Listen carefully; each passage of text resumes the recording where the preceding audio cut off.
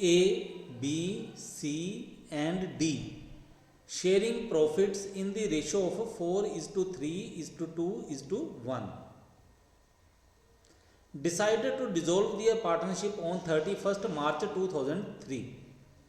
तो क्या कहा गया है कि A, B, C, D ये 4 साझेदार हैं और अपना प्रॉफिट जो है 4:3:2:1 रेशियो में बांट रहे हैं।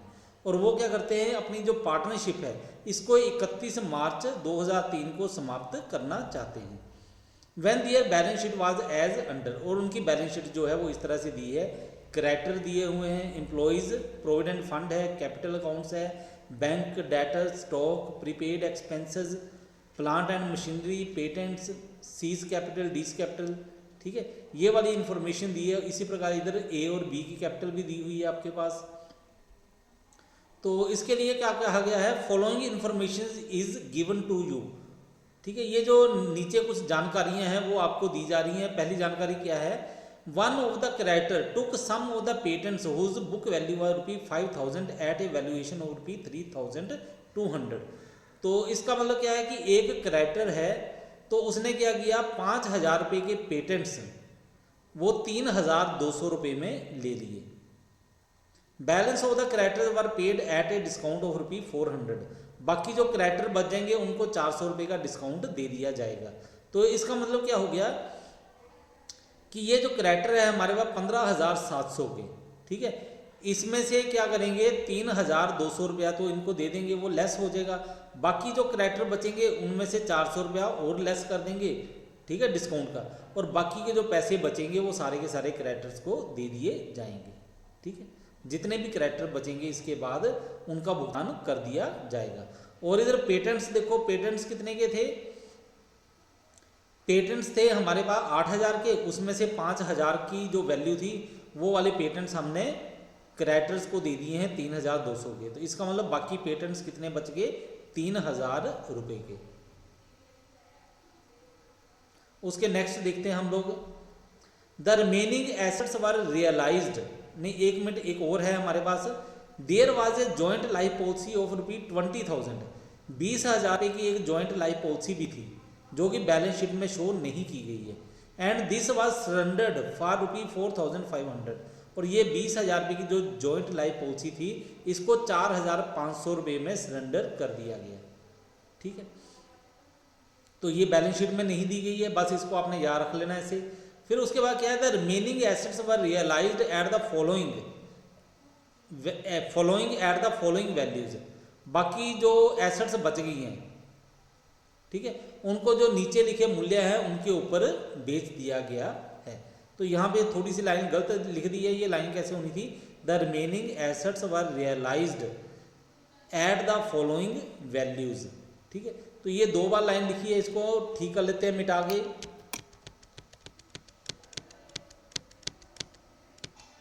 ठीक है, तो ये आना था, the remaining assets were realised at the following values. तो क्या है, डेटर्स ₹10,800 में बेचेंगे, स्टॉक 15,600 में, प्लांट एंड मशीनरी 12,000 में, and patents at 60% of their book value. तो पेटेंट्स आपको बताए थे कितने के रह गए थे, 3,000 के। ठीक है, ये देखो पेटेंट्स कितने थे, 8,000 के थे। 8,000 में से ₹3,000 की जो 5,000 जिनकी बुक वैल्यू थी वो क्रेडिटर को दे दिए गए, इसका मतलब बाकी 3,000 के बच गए। तो 3,000 को 60% के हिसाब से बेचा गया। तो 60% के हिसाब से बेचोगे 3,000 को, तो आपके पास कितना बन जाएगा, ₹1,800। तो इसका मतलब वो रियलाइज किए गए हैं ₹1,800 में। Expenses of realisation amounted to ₹1,500। और ये जो रियलाइजेशन का खर्चा है ये आया है ₹1,500। फिर उसके नेक्स्ट है, D became insolvent and A dividend of 25 पैसे इन ₹1 was received in respect of the firms claim against his state. तो डी जो है उसका दिवाला निकल गया और उससे सिर्फ 25% अमाउंट जो है वही रिकवर की जा सकी। प्रिपेयर नेसेसरी अकाउंट, तो आपको कहा गया जो भी ज़रूरी खाते हैं वो आपने तैयार करने हैं। तो चलो अब हम इसको तैयार करके देखते हैं। तो सबसे पहले हम बनाएंगे रियलाइजेशन अकाउंट। तो इसमें हमने इधर क्या लिखना है, ये जो जितनी भी उधर आपको एसेट लिखी गई थी वो सारी की सारी यहाँ पे लिख दो। ठीक है, कौन सी, जिनको हमने भुगतान करना है या जिनको हमने बेचना है। तो वो कौन कौन सी एसेट हैं यहाँ पे आप देख लो, बैलेंस शीट में आपको दी होगी। ये देखो बैंक है, बैंक तो आपके पास रहेगा, बैंक में वाला पैसा जो है उसको बेचा थोड़ी जाएगा, ठीक है, वो तो आपके पास ही है। तो बेचा क्या जाएगा, debtors, stock, prepaid expense, plant and machinery, patents. तो इनको आपने वैसे का वैसे ही लिख देना जैसे बैलेंस शीट में लिखा है। ये देखो to debtors, stock, prepaid expense, plant and machinery और पेटेंट्स, ठीक है। इसी प्रकार लाइबिलिटी साइड में देखो जिनका हमने भुगतान करना है, किसका करना है, क्रेडिटर्स का करना है, क्रेडिटर्स को हमने लिख देना है, ठीक है। फिर एम्प्लॉयज प्रोविडेंट फंड है, इनके भी पैसे हमने देने कर्मचारियों को, ये भी हमने इनका भुगतान कर देना है, तो इनको हम इस तरफ लिख देंगे by creditor by employees provident fund, ठीक है। बाकी कैपिटल थोड़ी बेची जाएगी, वो तो पार्टनर्स की अपनी है, वो पार्टनर्स के बाद अपनी ही रहेगी। उसके बाद नेक्स्ट है बाय बैंक, एसेट्स जो है उनको रियलाइज किया गया है, अगर उनका आप जोड़ लगाओगे वो बनेगा 44,700, तो ये आ गया आपके पास, ठीक है। अब ये 44,700 कैसे आया जोड़ लगा के, ठीक है, वो आगे आपको वर्किंग नोट में बताता हूँ मैं, ठीक है। इसके बाद है टू बैंक एक्सपेंसेस, बैंक में जो खर्चे हुए यानी कि हमारे एक्सपेंसेस हुए हैं वो बैंक के द्वारा भुगतान किया गया, वो है 1,500 रुपये का। तो ये देखो इधर लिखा होगा हमारे पास खर्चे, ठीक है। Expenses of realisation amounted to rupee 1,500, ठीक है। इसके नेक्स्ट है टू बैंक, अब ये जो लाइबिलिटीज थी उनका हमने भुगतान किया, वो भुगतान किया गया 18,400 रुपये का, और ये कैसे हुआ ये भी आपको वर्किंग नोट में बना के दिखाते हैं हम लोग, ठीक है।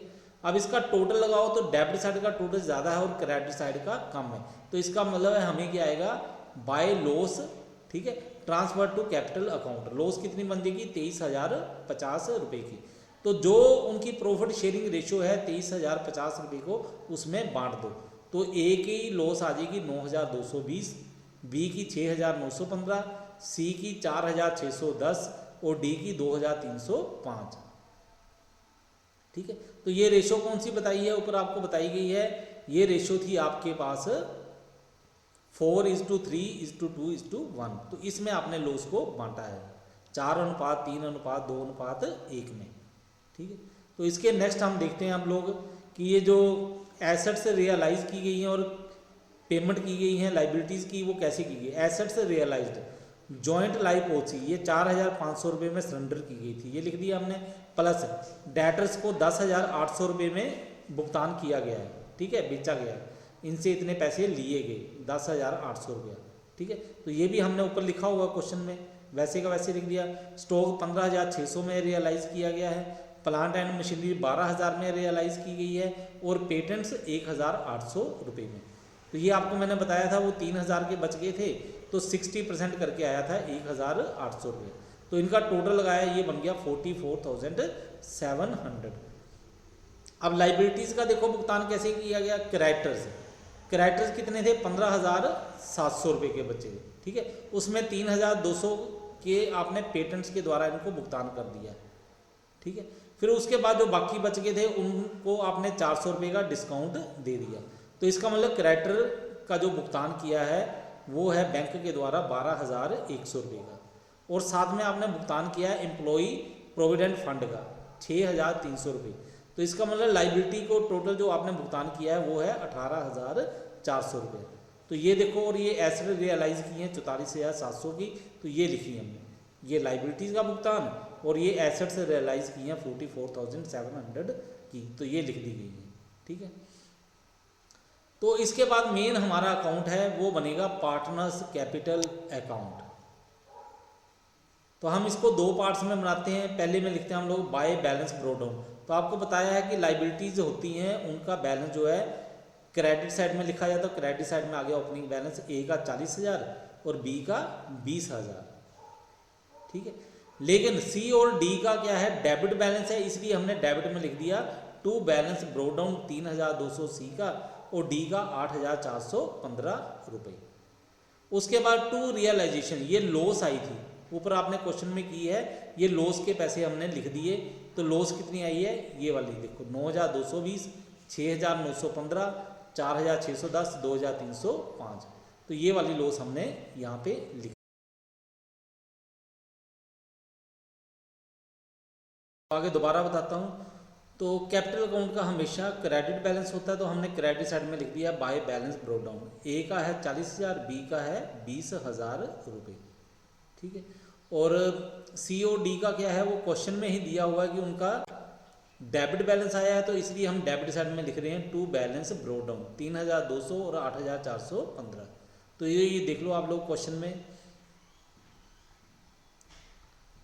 तो ये देखो बैलेंस शीट में ए और बी का हमारे पास क्रेडिट बैलेंस दिया है 40,000 और 20,000, ठीक है। और सी और डी की कैपिटल का डेबिट बैलेंस है 3,200 और 8,415 रुपये, ठीक है। तो ये इसलिए हमने वहाँ पे दो साइड में लिखना पड़ा, नहीं तो हमेशा क्रेडिट बैलेंस ही होता है, लेकिन सी और डी का डेबिट बैलेंस आया है इसलिए हमने इसको ऐसे लिख दिया है। उसके बाद है टू रियलाइजेशन, ये जो इनको लॉस हुई थी उस लॉस को बांटना है ए बी सी और डी। जो ऊपर आई थी लॉस हमने लिख दी 9,200, 6,915, 4,610 और 2,305 रुपये। इसके बाद हमने क्या करना है, इनका बैलेंस करना है, ठीक है। ए और बी का क्या है, हमारे पास क्रेडिट बैलेंस आएगा, तो ये हमने लिख दिया टू बैलेंस कैरिड ऑन 30,780 ए के लिए आगे बैलेंस फिगर है, बी के लिए आ गया 13,085 रुपये, तो ये बी की बैलेंस फिगर आ गई है, ठीक है। और इस तरफ हम करते हैं बाय बैलेंस कैरिड डाउन, ठीक है। तो सी का बैलेंस जो है वो आया 7,810 रुपये, ठीक है। और डी का बैलेंस आया 10,720। तो क्वेश्चन में क्या लिखा हुआ है कि डी जो है उसका दिवाला निकल गया है, इंसॉल्वेंट हो गया है, तो उससे हमें पैसे कितने मिले हैं, 25%, ठीक है। 1 रुपये के बदले में 25 पैसे मिले हैं, यानी कि 100 रुपये के हिसाब से 25 रुपये हमें मिले हैं, 25% अमाउंट रिकवर हुई है। तो 10,720 का 25% करो तो ये कितना आ गया, 2,680 रुपये। तो ये हमने उससे रिकवर कर लिए, हमने यहाँ पे एंट्री कर दी बाय बैंक अकाउंट। तो डी के कॉलम में लिख दिए 2,680 रुपये, ये हमने डी से पैसे ले लिए। इसके बाद बाय बैलेंस कैरिड ऑन, अब डी के लिए जो अमाउंट बच गई है नुकसान की वो कितनी है, 8,040 रुपये। अब इसके नेक्स्ट करते हैं बाय बैलेंस ब्रोट डाउन। ये जो बैलेंस है कैरी डाउन हुआ था ए और बी का, ये हमने यहाँ पे ब्रोट डाउन कर लिया है 30,780 ए के लिए और बी के लिए 13,085 रुपये। सी और डी का क्या है, यहाँ पे इनका आया है डेबिट बैलेंस, तो डेबिट साइड में हमने लिख दिया टू बैलेंस ब्रोट डाउन, सी के कॉलम में 7,810 और डी के कॉलम में 8,040 रुपये, ठीक है। अब 8,040 रुपये का नुकसान जो है डी जो है इससे हम रिकवर नहीं कर सकते हैं, ठीक है। तो इसके लिए अब क्या करना पड़ेगा, ए और बी जो है वो इसकी भरपाई करेंगे, ठीक है। सी इसलिए इसकी भरपाई नहीं करेगा क्योंकि सी का अपना ही डेबिट बैलेंस है, हाँ, लेकिन सी का दिवाला नहीं निकला है, इसलिए सी से ये वाली अमाउंट जो है वो रिकवर कर ली जाएगी, ठीक है। सी इस पैसे को लेके आएगा और ए और बी जो है वो जो डी की ये अमाउंट बनती है उसको पूरा करेंगे। तो ये कर दी हमने बाय एज कैपिटल, ए ने कितने पैसे दिए, 5,360 रुपये। बाय बीस कैपिटल, बी ने डी की जो नुकसान हुआ है उसकी पूर्ति कितने से की, 2,680 रुपये के साथ। बाय बैंक अकाउंट, सी कितने पैसे लेके आया, 7,810 रुपये, ठीक। इसमें ये बात याद रखनी है आपने कि आप बोलोगे ये 5,360 और 2,680 कैसे आया। तो इसके लिए हमारे पास रूल है कि जो सोलवेंट पार्टनर हैं, जो पार्टनर इस समय ठीक हैं, जो भुगतान कर सकते हैं, तो उनकी जो कैपिटल है उसकी कैपिटल रेशो में इस लॉस को बांटना है। तो कैपिटल रेशो कितनी बनती है इनकी, ये देखो, ये लिखिए 40,000, 20,000, ये कैपिटल है इनकी। तो इसकी रेशो निकालोगे, ये बनेगी 2:1, ठीक है, 4:2। इसको और छोटा कर लोगे, ये बन जाएगी 2:1। तो आप इसको 8,040 को 2:1 में बांटो तो ये आपके पास आ जाएगी ए के लिए 5,360 और बी के लिए 2,680, यानी कि कैसे 8,080 गुणा 2/3, तो ये आ जाएगा 5,360 रुपये। और बी के लिए कैसे आएगा, 8,040 गुणा 1/3, तो ये बन जाएगा 2,680 रुपये। अब यही वाली एंट्री इस तरफ आ गई टू डीज कैपिटल डेफिशिएंसी, जो ए और बी ने पूरी की है। कैसे की है, 5,360 और 2,680 रुपये के भुगतान के साथ। तो ये लिखा हुआ है हमने, यही वाली अमाउंट यहाँ पे दी गई है। टू बैंक, बाकी का जो बैलेंस बच गया है उसकी फाइनल पेमेंट कर देनी है। तो पेमेंट कितनी हुई 25,420 और यहाँ पे 10,405 रुपये की, ठीक है। और ये जो सी है ये अपने घर से पैसे लेके आएगा 7,810 रुपये। ए और बी को मिलेंगे 25,420 और 10,405 रुपये। तो ये वाला पॉइंट अच्छी तरह से समझ लेना आप, खास करके ये जो डी की लॉस हुई है, जो इंसॉल्वेंट हुआ था उसकी लॉस कैसे पूरी की है, इस पॉइंट को अच्छी तरह से समझ लो। ये आपने कैसे बांटनी है, जो कैपिटल की रेशियो है उसमें बांटोगे 4:2, यानी कि 2:1 हो जाएगी वो। इसके नेक्स्ट हमारा जो अकाउंट बनता है वो है बैंक अकाउंट। तो बैंक अकाउंट में आपने बैंक के साथ संबंधित जो एंट्री है वो लिख देनी है। सबसे पहली एंट्री आ गई हमारे पास to balance brought on, bank का ओपनिंग बैलेंस है 535 रुपये। फिर उसके बाद टू रियलाइजेशन, जो एसेट्स रियलाइज हुई हैं उससे पैसा मिला है वो मिला है 44,700 रुपये। तो ये आप रियलाइजेशन अकाउंट को देख लोगे और कैपिटल अकाउंट देखोगे, वहीं से सारी की सारी एंट्रियाँ ये मिल जाएंगी। टू कैपिटल, रिकवरी हुई है डी से, ठीक है, ये आ गई 2,680। टू सीज कैपिटल, ये भी रिकवरी की गई है, ये है 7,610 रुपये। बाय रियलाइजेशन एक्सपेंसेस जो हुए हैं वो 1,500 के। बाय रियलाइजेशन लाइबिलिटीज़ का भुगतान हुआ है 18,400 रुपये का। बाय एज कैपिटल, जो फाइनल पेमेंट हुई है ए को पैसे दिए हैं वो है 25,420। बाय बीस कैपिटल फाइनल पेमेंट बी को मिले हैं 10,405 रुपये और दोनों साइड का टोटल है 55,725 रुपये, ठीक है। अब बहुत से बच्चे बोलते हैं कि ये अकाउंट बना दिया, बैलेंस शीट क्यों नहीं बनाई। तो ये जो आपका न्यूमेरिकल है, ठीक है, डिसोल्यूशन का, जिसमें साझेदारी का समापन हो जाता है, उसमें बैलेंस शीट नहीं बन सकती। क्यों? क्योंकि हर एक लाइबिलिटी जो है उसका भुगतान कर दिया गया है, जितनी भी एसेट्स थी उन सभी को बेच दिया गया है, यानी कि रियलाइज कर दिया गया है। तो हमारे पास कुछ बचा ही नहीं है, ना तो कोई लाइबिलिटी है ना ही कोई एसेट है, ठीक है। बाकी जो पैसे बचते थे उसका भुगतान कर दिया है साझेदारों को, यहाँ पे ए और बी को कर दिया है, ठीक है। जो पैसे कम पड़ रहे थे वो सी और डी से मंगवा लिए थे, ठीक है। तो यहाँ पे हमने लिख दिया, ठीक है, ये पैसे मंगवा लिए और जिनको भुगतान करना था उनको भुगतान कर दिया। अब साझेदारी फर्म में कुछ भी नहीं बचा हुआ है, ना कोई एसेट है ना लाइबिलिटी है, इसलिए इसकी बैलेंस शीट नहीं बन सकती। इसकी बैलेंस शीट जीरो होगी, लाइबिलिटी भी जीरो, एसेट भी जीरो। तो आपको समझ हो गया, आ गया होगा सारे का सारा।